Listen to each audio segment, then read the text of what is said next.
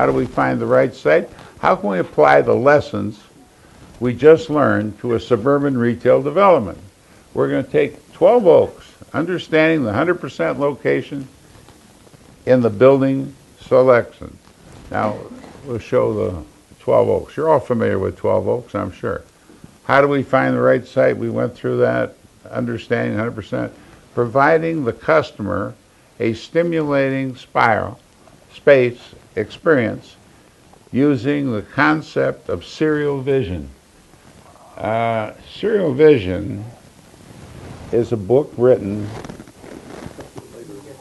What? I'm sorry. You're going to come to it later. I am going to come. All right, that's only the thing. All right. I want to talk about it here. Just a minute.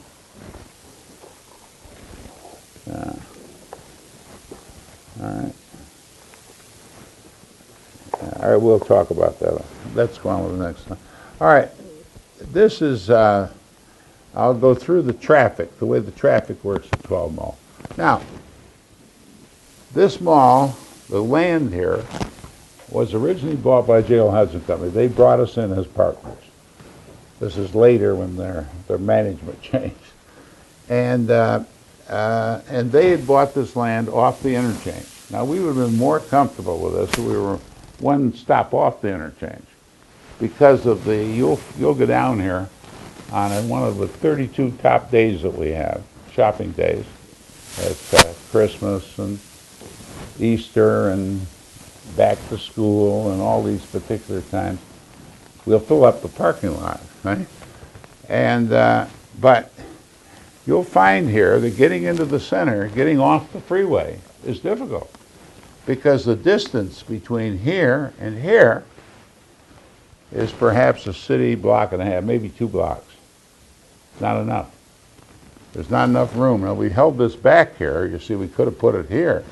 We held this back here to try to get, to accommodate as much traffic as we could. And we put another right turn in here to accommodate that traffic, to try to speed the traffic in, to relieve the load on the interchange. As we block up the interchange, we've hurt the traffic flow that goes through, and we hurt the center based on the fact that we want to be able people to get in easily and get out easily. Getting out is just as important as getting in. If that man drives this woman there for shopping on Saturday and he has trouble getting out so he can't see the football game, you'll say, "Don't you ever bring me back here again." Well, we can't afford that. So we want to be able to exit and entry easily. Now, this is 12 Mile Road. It's become an excellent road as a feeder for our whole market. It runs all the way through to Woodward. It's an excellent road. It gives us excellent traffic, and I don't know what it is, David, it could be 35% of the total? Yeah, could be in terms of entry.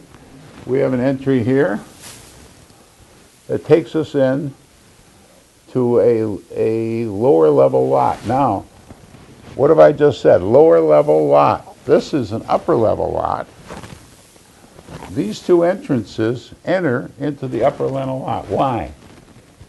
Because traffic goes from top to bottom, not from bottom to top. Natural flow of traffic goes from top to bottom. We actually do about 10% more parking at the upper level than we do the smaller level, the lower level. That's by design to try to create more traffic at the upper level. Because if you're at the upper level, you want to go in the center at this entrance, you come in at that upper level. So consequently, it works better. Now, how else does this center work in terms of traffic? We have entry here. It's also an exit, don't forget. And we have what we call a ring road. We have a road that runs all the way around. And if you look at the way the ring works, it stops at the ring. You don't go on through. None of these entrances go through because we want people to make a judgment to go right or go left but we want them really to go right, because right turns are twice as fast as left turns. Could be 3 or 4 times as fast, depending on what the backup is. So we want people to turn right. We want them to move around the center and decide where they want to go. But we would suggest they park at the upper level and entry the upper level. That's the emphasis that we do. We emphasize upper level. So this upper, lower, lower. If you counted the traffic, you'd find 55% at the upper level, 45% at the lower level. Now, that's the way it's designed. Now, this land we owned, and we did a lake here, and we did apartments there. We did ancillary retail here, and it's a very successful center. It's probably the most successful in Detroit on a per square foot basis. Right? I think it probably does $700. It's in the top 20 in the country. It is. It's a very successful center. Yeah. Next. All right. This just shows you a plan of what I've described, and this is the Nordstrom wing. We added on this Nordstrom wing. Now you'll note that this distance here is about 1,000 feet.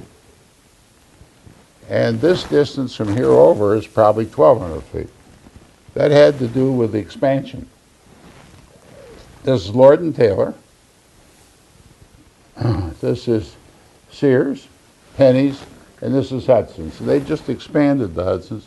It's got 350 now, 350,000. Went from 240 to 300. To 300,000 feet. It's a big department store. Huh? All right. Here's a leasing plan. It's very successful. When you lease, you say that you're not cutting it like a salami. You're trying to put the right store in the right location. Yeah, So we try to place. Who goes where? Well, we try to place software, that is women's wear, men's wear, like in the center if we can, because with this, these are the larger stores, the larger software stores, and next to them we'll have a shoe store or a jewelry store. We make the decision with the stores that are available, and we put sportswear and so forth. And in another section, now that principally be this area now. We've got better stores in it because of between Nordstrom and Hudson's. But people actually, they shop from here to here. They make the decision whether they shop from here to here. That's basically the way it works. Or they could shop from here to there. Depends. They have those choices. Any other questions? All right. Now, we build 2 levels. We've built 2.5 levels. We've split levels. We've done lots of things. But basically what we look for when you talk about 100% location, coming back to that, is we look for the traffic to do a complete loop. That's what we look for. We'd like them also to see the department stores, but not necessarily. We're really doing business from here to here. Those are our shops. These are our competitors. They're partners coming in, but they become our competition. Now, what we try to do is we try to build 2 department stores in the center to compete with those department stores in terms of the kinds of goods we bring in and how we merchandise it. We merchandise against those stores. So what you're talking about is these are our competitors. So stores here will compete with what's in that department store. Stores over here will compete with that department. And then we mix them to create interest and get the customer to make the entire loop.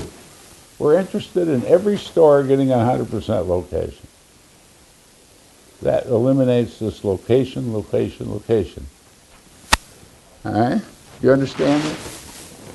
This is a section through the center, a longitudinal section. This is the 1,000 feet nominally. All right? Next.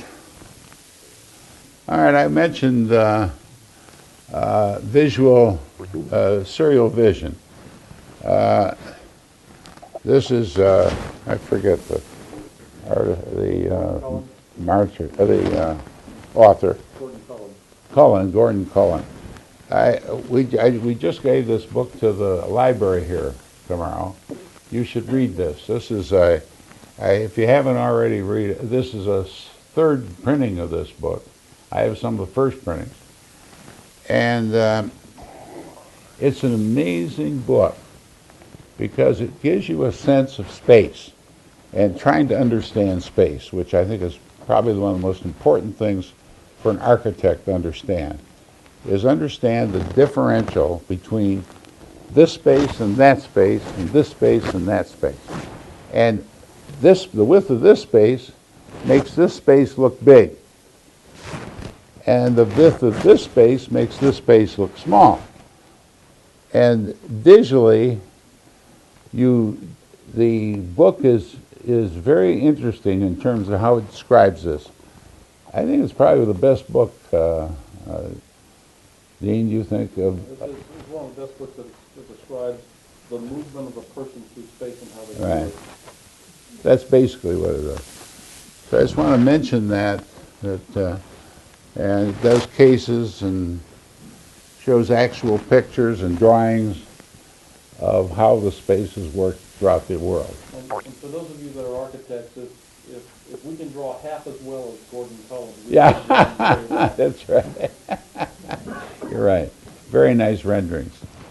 All right, and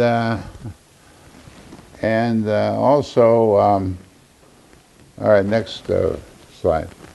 All right, these are by studying the way people use space and how business thrive, we can design our projects to be both attractive and productive. And we use very good architects, outside architects. We do planning internally, but we use outside architects to actually do our centers so that it gives a new sense and a new idea and new thinking. And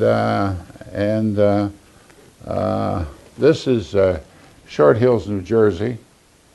It's probably one of the top 3 shopping centers in terms of volume in America. That's absolutely right. It does. Can't reveal individual centers, but I can tell you it is in the top 3. And it's in the top 3. It's in the top 3. It's a wonderful center. If you ever get to New Jersey, go there. It's fascinating. It's well designed. It was a sort of a mess when we arrived. It was a shopping center we arrived, and the store had a Bloomingdale store, which was about a B. Altman, and a B. Altman, which soon closed, Bonwood Teller. and a Bonwitz store that went out of business. And we took the center over, and we replanned it and rebuilt it, and no one gets a sense, although we go one story from one end to the other because of the change in grade. We make it up in the center with ramps, stairs, and you can walk. You can go through this center with a wheelchair easily. There's no place that you can't get to or that's difficult to get to, and it's a wonderful development. These are 2 shots of the same center. Huh? Could I ask you just a couple of questions about the Yeah, design aspects? How important is it to bring natural light into the central space? Well, I think it's very important. I think people really appreciate light. And and how the light works is very important because you can't have light hitting glass. And the center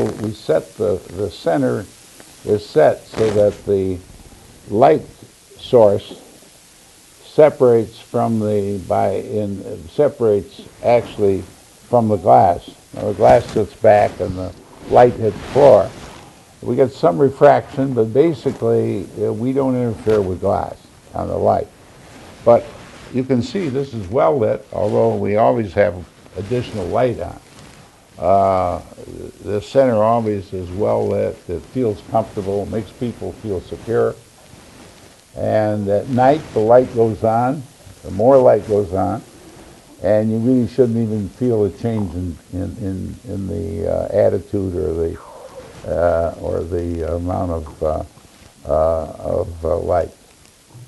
Second question, just looking at the pictures, I remember early on when malls first opened, you saw very little of what I call the living room there, the seating, the comfortable seating, lounge chairs and things of that nature.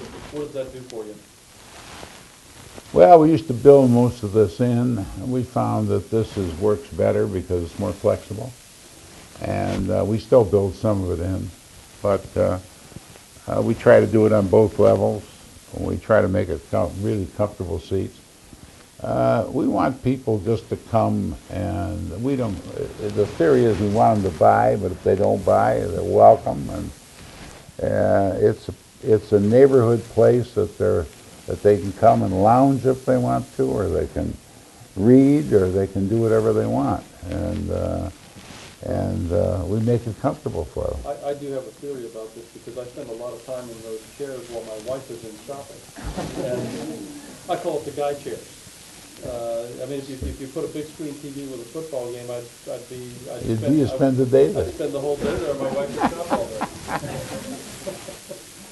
And then one last issue is, the modern center has a lot of what I call artwork, sculpture, fountains, and that sort of thing. What does that do for you? Well, I think it gives candidly, that's my thing. I like sculpture, and I like to put it in centers. I like people to have a chance to see pieces of things see objects that they'd normally not have a chance to see, unless they go to a museum, and not too many people visit museums. I found that out at DIA. I mean, we're doing better there. We're doing about double what we used to do before we remodeled, but it's about 60% of what we projected that we would get. It's difficult to get people to go to museums, but I think if you put art there and they pass it and they live with it, I think they got to like it. And that's important. I want them to like it. Next. Successful retail developments are not based on location, location, location. All right? Next. I just popped up the next That's one. it? We make 100% location. All right? Any questions? Yes, sir. I'm looking at your statement. It says we make the 100% location. A few years ago, I did some marketing research with like a business magazine, and one of the things that I kind of noticed was like when you're trying to introduce a business principle, people want to be able to trust you. So it kind of seems like instead of being location, location, location, since you've been in business so long, everyone trusts you. So they trust you to put their business in the right locations 100% of the time. He's saying it's not based on location, location, location. It's based on the trust that you build with the people that you have to work with. Well, I think that's part of it, but the trust really has to do with the merchants, more with the people. I mean, we don't advertise to the customers. That's a Taubman Center. Maybe we should, but I don't think that means that we name these centers independently based on the market, and we make these very market oriented. Who developed it or who leases it is not really interesting to the customer. I think the goods are what's interesting. So that's what we want them to do. We want them to buy, enjoy themselves, spend time there. Every morning we have old people, not me, I'm not old. Anyway, old people walking the center for exercise, and this is all encouraged. We want them to make it their center, and it is. That answer your question? Yeah. Next. I was wondering if you could talk a little bit about the modern movie theater complex and how it fits or doesn't fit with the modern retail mall. Well, we used to be in that business. We had 80-some screens. These were all in our shopping center, and they were called the movies. You might remember them in 12 Oaks and Lakeside and so on. Anyway, we had, and they were very successful. The problem we found is that the time that they came to the movie, which usually say on a Saturday night at 7:30, they would go to the movie. It was our peaks, and if you take a look at 1,800 seats, you get roughly 900 to 1,200 cars coming there specifically for the market. If we have 10,000 cars in the center, or 8,000, 6,000, so let's say we have 6,000 then, they could use up 20% of the parking with probably 4% of the area. So it would take one area near the edge of the center, and it would block off that parking, which might have interfered with department store there, or interfered with shops, interfered with the traffic pattern. There were positives in this, that they would come early and shop or eat first. There were positives. But we chose to get out of that business, and we closed those theaters, and we got some of them still open, but basically where we possibly could, we closed them and put them into other use. Any other questions? Well, thank you very much for coming today. Thank you. I look forward to seeing you next week.